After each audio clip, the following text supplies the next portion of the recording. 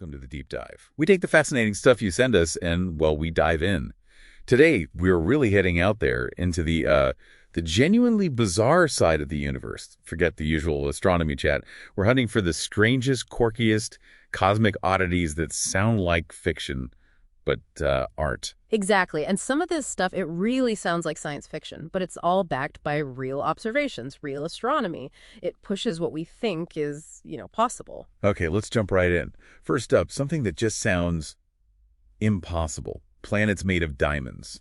Like an actual world of solid diamond. Is that even a thing? It absolutely is. Well, we think so. Meet 55 Cancri. It's an exoplanet, maybe twice Earth's size, and the model suggests it's largely carbon, and under the intense pressure and heat there, that carbon would form, diamond. A giant diamond planet? So not like Earth at all, then? Not really. It shows how diverse planets can be. We think rocky planet, we picture silicates like Earth, but out there, you can get worlds formed from different building blocks entirely. So I guess my dream of building a diamond house there is out?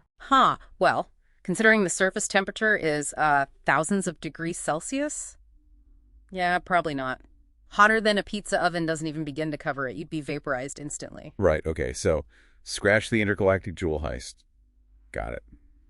Moving on from shiny, deadly planets. Yeah. What about zombie stars?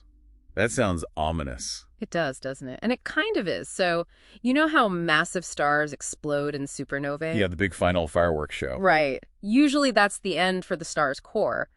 But not always. There are these specific types, type ES supernovae, often involving a white dwarf star in a binary system. A white dwarf, the leftover core of a smaller star, like our sun eventually. Exactly. If it's close enough to a companion star, it can start pulling material off it, siphoning it away. And that causes trouble. Big trouble. If the white dwarf pulls in enough material, gets too heavy, passes a critical limit, and boom, it triggers a massive thermonuclear explosion. It basically comes back from the dead to explode again. Whoa, a zombie star. He just refuses to stay dead, like a movie villain. Or like, it's cheating physics, It really makes astronomers rethink how stars, especially in pairs, end their lives. Death isn't always final out there. That is genuinely wild. Okay, from refusing to die to being alone. You mentioned lonely galaxies. That sounds a bit sad. It does have a certain cosmic melancholy, yeah. Take ESO 137001. It's a galaxy that's moving through a massive cluster of other galaxies, and as it plunges through the super hot gas that fills that cluster, something happens to it. Yeah, it's a process called ram pressure stripping. Basically, the force of that hot gas is stripping away the galaxy's own gas and dust. Like cosmic wind tearing it apart. Pretty much. Yeah. And it leaves these long, glowing trails of newborn stars behind it. Scientists call it a jellyfish galaxy because of those trails. A jellyfish galaxy. Losing its stars like cosmic glitter. That's quite an image. It really shows how galaxies aren't isolated. Their environment, like a crowded cluster, can totally change their evolution, stealing their fuel for making new stars. So it just fades away eventually. Wow. Maybe it needs space therapy. Definitely don't look for it on Space Tinder. Okay, after cosmic heartbreak, maybe something with a bit more energy. Less dread, more parties. How about neutron star dance parties? Though maybe deadly rays is more accurate. Neutron stars. Yeah. Right, those are the super dense things left after a supernova. Exactly. The collapsed cores of massive stars.